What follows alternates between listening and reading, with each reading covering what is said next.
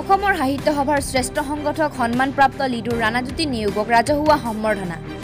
লিডু শাখা সাহিত্য সভাৰ উদ্যোগত আয়োজন এই সম্বৰ্ধনা অনুষ্ঠান।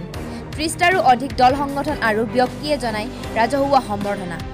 অসমৰ সৰ্ববৃহৎ জাতীয় অনুষ্ঠান অসম সাহিত্য সভাই সদ্য সমাপ্ত পাঠশালা অধিৱেশনত শ্ৰেষ্ঠ সংগঠক সন্মান প্ৰদান কৰে লিডু শাখা সাহিত্য সভাৰ বৰ্তমানৰ উপসভাপতি তথা সাংবাদিক ৰাণাজ্যোতি নিয়োগক।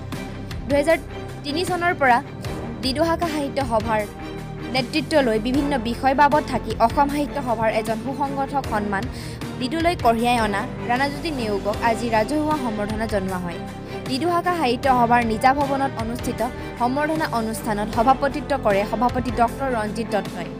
অনুষ্ঠানত লিডু মহাবিদ্যালয়ৰ অধ্যক্ষ ডক্টৰ কৃপাপ্ৰসাদ উপাধ্যায়, বিশিষ্ট সাহিত্যিক জগত চাংমাই, লিডু কনিষ্ঠ বিদ্যালয়ৰ অধ্যক্ষ ফুলমাই ফুকন আদি কেইবাগৰাকী বিশিষ্ট ব্যক্তি উপস্থিত থাকে।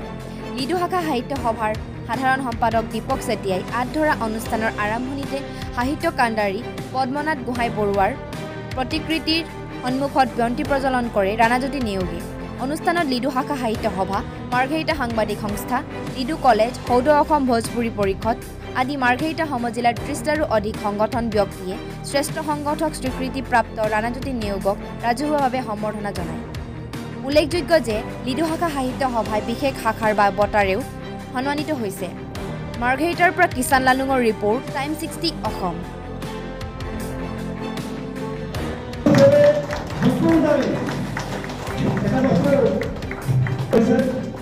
যত্ন কৰিলে ৰত্ন পায়। আজি অসমৰ আটাইতকৈ ডাঙৰ অনুষ্ঠান অসম সাহিত্য সভা বিশ্বজত নিশ্চিতভাৱে আমাৰ জীৱনৰ কাৰণে এই দিনটো আটাইতকৈ ভাল দিন, সুখকৰ দিন বুলি মই অনুভৱ কৰোঁ।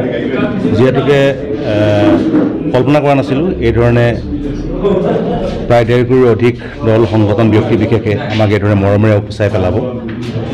অসম সাহিত্য সভাৰ যি বিশাল মঞ্চ, এই মঞ্চত লিডু শাখা সাহিত্য সভাক প্ৰতিনিধিত্ব কৰি লিডু শাখা সাহিত্য সভাৰ বিশেষ বঁটা আৰু শ্ৰেষ্ঠ সংগঠকৰ যি বঁটা আমি লাভ কৰিছোঁ, নিশ্চিতভাৱে খুব ভাল লাগিছে, গৌৰৱবোধ হৈছে। সুদীৰ্ঘ বছৰ সাহিত্য সভাৰ সৈতে জড়িত, সাহিত্য সভাৰ বিভিন্ন অনুষ্ঠানৰ সৈতে জড়িত। অসম সাহিত্য সভাৰ কেইবাটাও কেন্দ্ৰীয় কাৰ্যসূচী আমি সফলতাৰে উদযাপন কৰিছোঁ। অসম সাহিত্য সভাৰ প্ৰতিগৰাকী সভ্যই এই কথা অৱগত। ইয়াৰ স্বীকৃতিস্বৰূপে আচলতে এয়া আমালৈ প্ৰদান কৰা হৈছে। লিডু শাখা সাহিত্য সভাই ইয়াৰ স্বীকৃতি পাইছে আৰু শ্ৰেষ্ঠ সংগঠকৰ সন্মান আমি লাভ কৰিছোঁ। আমি সদায় এটা কাম কৰিছোঁ, জানো আপোনালোকে সকলোৱে জানে যে লিডু বিভিন্ন জাতি জনগোষ্ঠীৰ মিলনভূমি। লিডু আচলতে ক্ষুদ্ৰ ভাৰতবৰ্ষ বুলি কোৱা হয়, ভাৰতবৰ্ষৰ ক্ষুদ্ৰ টাঙন বুলি কোৱা হয়।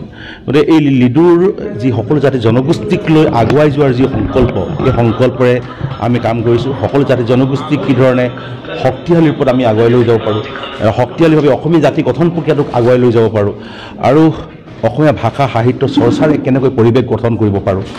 আৰু যিটো আমাৰ মাজত সদায় এটা প্ৰশ্ন থাকে যে অসমীয়া কোন, এই যিটো আমাৰ মানে মাজত সদায় এটা প্ৰশ্ন থাকে, এই প্ৰশ্নটোৰ উত্তৰ আমি দিবলৈ হ'লে আমি সকলো জাতি জনগোষ্ঠীক লৈ অসমীয়া জাতি গঠন প্ৰক্ৰিয়াটোক আগুৱাই লৈ যাব লাগিব।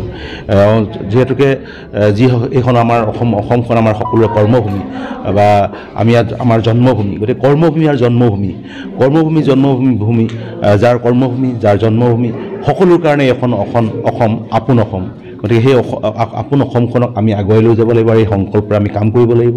আৰু এই সংকল্পৰে আমি সদায় কাম কৰি আহিছোঁ। আৰু লিডুত এটা সদায় সুস্থ বাতাবৰণ, সকলো জাতি জনগোষ্ঠীৰ সমন্বয়ৰ যিখন অসমৰ যি বাতাবৰণ, ইয়াক সদায় প্ৰতিপন্ন কৰিব চেষ্টা কৰি আহিছোঁ। সেইকাৰণে ইয়াত বাংলাভাষীৰ পৰা আৰম্ভ কৰি হিন্দী ভাষীৰ পৰা আৰম্ভ কৰি অন্যান্য যি ভাষাভাষীৰ লোক আছে সকলোৱে একত্ৰিত হৈ অসম সাহিত্যৰ অনুষ্ঠান পাতিছোঁ, দুৰ্গা পূজা পাতিছোঁ, বিহু পাতিছোঁ। এই সমন্বয়ৰ বাৰ্তা আমি দিবলৈ চেষ্টা কৰিছোঁ। আজি আচলতে এইধৰণে আমি সম্বৰ্ধিত হৈ সঁচাকৈ অভিভূত হৈছোঁ। অসম সাহিত্যৰ বিশাল মঞ্চত সম্বৰ্ধনা পাই আহি আজি আচলতে এইধৰণে গোটেই মাৰ্ঘেৰিটা সমজিলাৰ বিভিন্ন দল সংগঠনৰ এইধৰণে মৰম পাই সঁচাই অভিভূত হৈছোঁ।